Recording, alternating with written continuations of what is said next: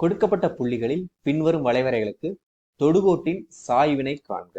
Okay, so நம்ம கணக்கு என்ன கொடுத்துருக்காங்க அப்படின்னா y is equal to x power 4 plus 2x squared minus x where x is equal to 1. Okay, so நமக்கு வந்து என்னது ஃபார்முலா தெரியும். ஸோ அந்த ஃபார்முலா வந்து டைரெக்டாக சப்ஸ்டியூட் பண்ணோம்னா நமக்கு ஆன்சர் வந்துடும். ஓகே, ஸோ நமக்கு தொடுகோட்டின் சாய்வுக்கான ஃபார்முலா என்னது dy by dx. அதை எழுதிக்கலாம். தொடுகோட்டின் சாய்வு வந்து dy by dx. Okay, so நமக்கு என்ன கொடுத்துருக்காங்க அப்படின்னா y is equal to x power 4 plus 2x square minus x. So இதுக்கு வந்து என்னது dy by dx கண்டுபிடிக்கணும். அதாவது எக்ஸை பொறுத்து டிஃபரன்ஷியேட் பண்ணணும். ஸோ எக்ஸ் பவர் 4 டிஃபரன்ஷியேட் பண்ணும்போது 4x cube plus 2 constant, X square differentiate பண்ணும்போது 2x மைனஸ் எக்ஸ் டிஃபரன்ஷியேட் பண்ணும்போது 1.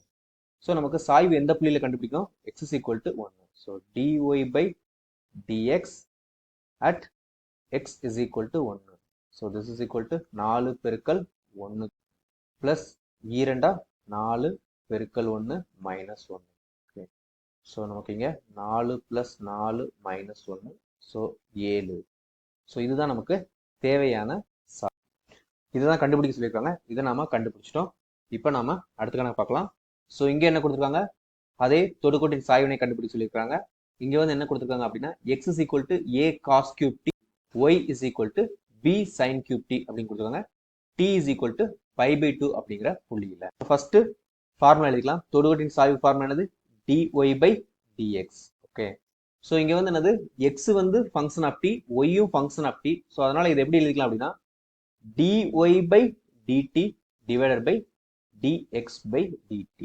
ஓகே, ஸோ நம்ம ஃபர்ஸ்ட் என்ன பண்ணணும் அப்படின்னா வந்து dy by dt கண்டுபிடிக்கலாம். So y is equal to b sin cube t அப்படின்னு கொடுத்துருக்காங்க.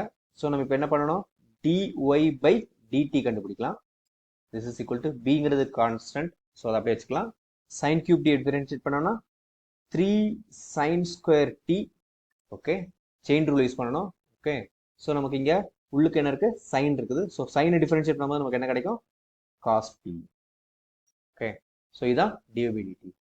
அதே போல dx by dt கண்டுபிடிக்கணும். அதுக்கு x is equal to என்ன கொடுக்குறாங்க a cos cube t அப்படின்னு கொடுத்துருக்காங்க. So dx by dt is equal to ஏங்கிறது கான்ஸ்டன்ட் அப்படி வச்சுக்கலாம். cos cube t டிஃபரன்ஷியேட் பண்ணா 3 cos square t பெருக்கல் cos t டிஃபரன்ஷியேட் பண்ணும்போது மைனஸ் sin t.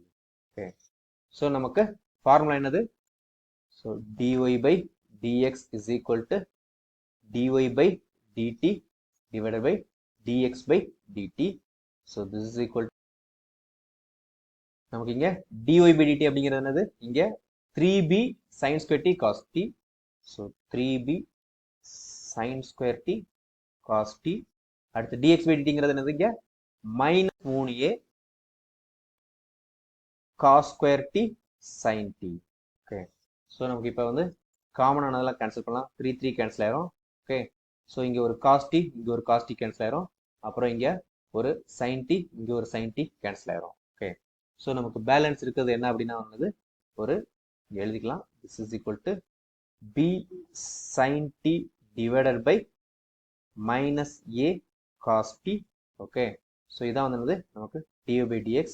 நமக்கு என்ன தேவை அப்படின்னா வந்து t is equal to pi by 2 அப்படிங்கிற இடத்துல தேவை. So t is equal to pi by 2 அப்படிங்கும்போது இதுல tக்கு பதிலாக என்னது நாம pi by 2 சப்ஸ்டியூட் பண்ணலாம்.